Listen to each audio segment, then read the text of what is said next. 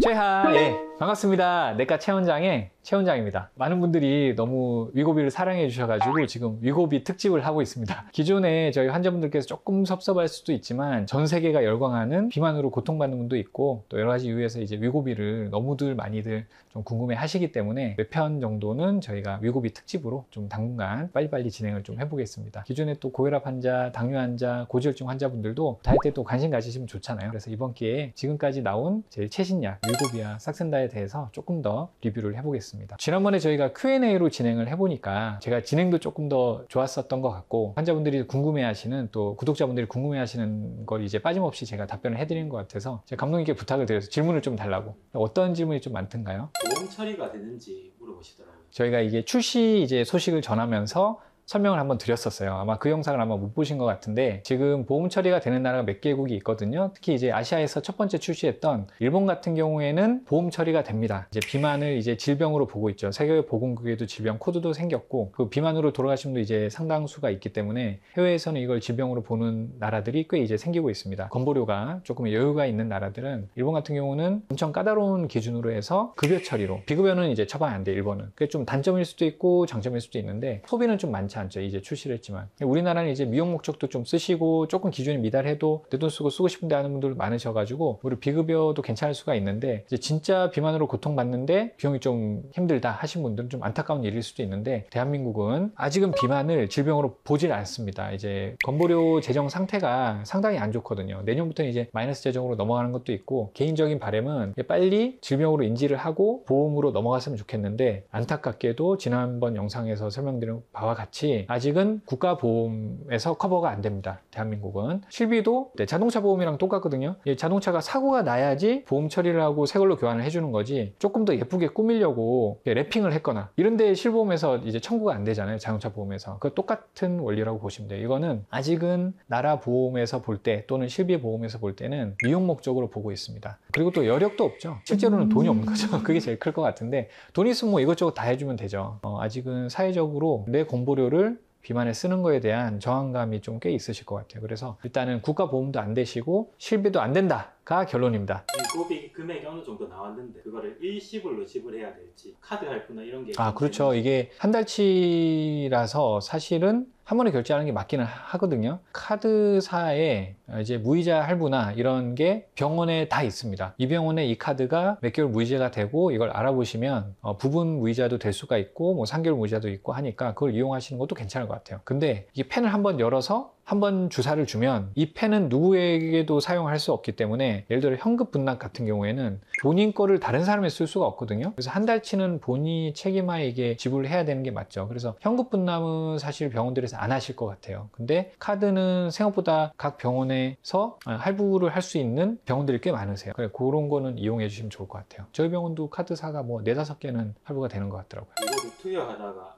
잊어버렸을 때는 또 어떻게 해야 될까요? 그럴 수 있죠. 삭센다도 좀 그렇거든요. 삭센다 때 이슈가 뭐였냐면 내가 오늘 아침에 눈 뜨면 맞는 게 제일 좋아요. 삭센다는 11시간 뒤에 피크 타임이니까 저녁에 보통 시효에 오르기 때문에 아침 7시에 맞으면은 저녁 6시 저녁 먹을 시간대 제일 효과가 좋거든요. 피크 타임 전에 발견이 되면 주사를 하시면 되는데 예를 들어서 나는 아침 7시마다 맞았는데 저녁 뭐 예를 들어 12시에 맞으면 그 다음날 주사랑 겹치게 되죠. 오버래핑이 되니까 그거를 제가 피하라고 말씀을 드렸었던 기억이 나요. 이것도 근데 마찬가지죠. 삭센다는 방광기가 최대 피크가 11시간이니까 그렇게 맞았었던 거고 위고비는 거의 방광기가 한 5일인가 이렇게 가거든요. 최소 3일에서 5일 가기 때문에 그 날짜를 계산을 해보시면 돼요. 예를 들어서 내가 월요일 날마다 맞는 분이에요. 그 다음 주사를 그 다음 주 월요일 날 맞았는데 여행을 가. 그러면은 토요일이나 일요일 날 맞고 가는 게 편하죠. 이걸 들고 가서 한 번 맞으려고 들고 가면은 막 30도 이하 보관도 해야 되고 냉장고도 있어야 되고 하기 때문에 일요일날 맞으면 어떨까라는 생각이 드실 것 같아요. 그럴 경우에는 이 약의 방광기를 좀 생각을 해서 너무 이게 약이 겹치지 않는 시기면 괜찮을 것 같거든요. 앞에 맞았던 거랑 뒤에 맞았던 거랑 72시간 그러니까 3일 만 3일의 간격은 띄어놔야 돼요. 그러니까 3일 안에 들어오면 이게 피크타임이랑 겹치기 때문에 약이 이제 굉장히 용량이 올라간다고 보시면 돼요. 예를 들어 월요일날 맞았는데 그러면 월, 화, 수는 띄우고 목요일이 72시간 지난 때죠. 그러니까 목, 금, 토, 일은 맞으셔도 돼요. 그래서 조금씩 뒤로 갈수록 약이 중복되는 게 좀 덜하겠죠. 그래서 만약에 월요일날 매주 맞았는데 월요일날 출장이다, 들고 가기 싫다. 그럼 토요일이나 일요일 또는 금요일도 맞아도 된다는 거예요. 그렇게 좀 땡겨서 맞는 거는 괜찮습니다. 이거는 일찍 맞는 거를 제가 설명을 드린 거고, 혹시나 그럼 월요일 날마다 맞는 분인데 안 맞았어요. 월요일 날 깜빡하고 그걸 이제 화요일이나 수요일쯤 발견을 했어요. 그렇게 됐으면 어떻게 하느냐, 이게 5일 이내면 그냥 원래 용량을 맞으시고 원래 날짜대로 맞으시면 돼요. 만약에 5일 이상 지났다, 그 다음 주사랑 날짜가 너무 겹치게 되잖아요. 그래서 5일 이상 지나면 원래 맞는 요일에 그냥 한 주를 스킵하고 맞으시면 돼요. 그리고 혹시나 진짜 피치 못하게 어디 여행 가가지고 더 길어졌어, 1주에서 2주가 빠졌다. 2주가 빠지면 주의할 부분이 용량을 감량을 해서 다시 스텝업을 하셔야 돼요. 이제 서서히 이제 올리는 이유가 다 있는 거거든요. 혈중 농도 이제 서서히 높이는 건데 부작용도 좀 덜 생기게 하려고 하는 거니까 그걸 감안하셔가지고 밑에서부터 서서히 용량을 올리시면 됩니다. 쉽죠? 보관은 어떻게 해야 될까요?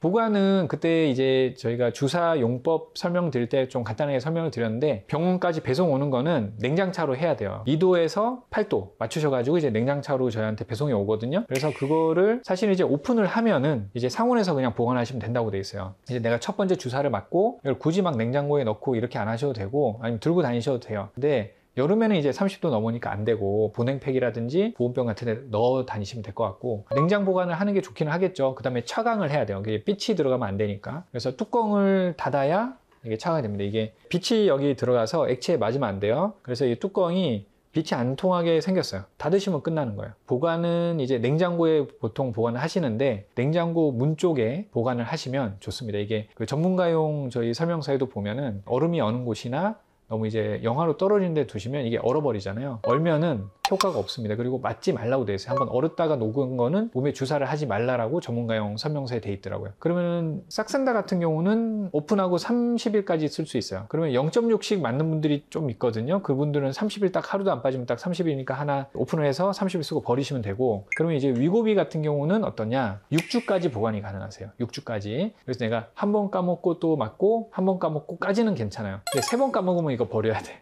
네, 용량이 남았더라도 6주 이상 지나면은 이거 보관하지 마시고 폐기하시면 됩니다. 그러면 이제 뭐 여행 갈 때 어떻게 하느냐 질문들이 이제 싹센다 출시하고 되게 질문이 많았어요. 그때 싹센다 출시가 정식 5, 6월쯤 하셨고 제가 3월 달부터 받았는데 여름이 바로 있었잖아요. 그래서 이거를 의견이 분분했어. 이제 짐에 실어서 보낸다, 트렁크에. 괜히 뭐 검색하고 뭐 주사 있고 하면은 오해받으니까. 또는 이제 이거를 배낭에 짊어지고 여행 가방을 기내에 들고 탄다. 어떤 게 맞을 것 같아요? 액체가 있으니까 기내.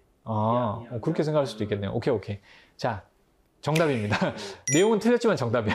이제 액체라서 그런 건 아니고 영하로 떨어지면 얼잖아요. 그래서 기내 실내는 온도를 조절하고 있죠. 트렁크에 실어서 보내시면 뭐 검색은 좀 더 나을 수는 있지만 짐칸은 냉난방이 안 돼요. 지상에서 높이 올라가면 얼어버려요. 영하로 떨어져서. 언인슐린, 언삭센다, 얼어버린 위고비는 다시 사용하시면 안 돼요. 효과도 없을 뿐더러. 이 비싼 주사는 꼭 폼에 안고, 상온이면 30도 이하면 괜찮으니까 좀 걱정되시면 저희 보냉팩이나 아이스팩 조그만한 거 있죠. 또는 보온병을 좀 쓰기도 해요. 조그만한 보온병 있거든요. 그래서 그런 데 이제 딱 펜 넣으면 사이즈가 맞아요.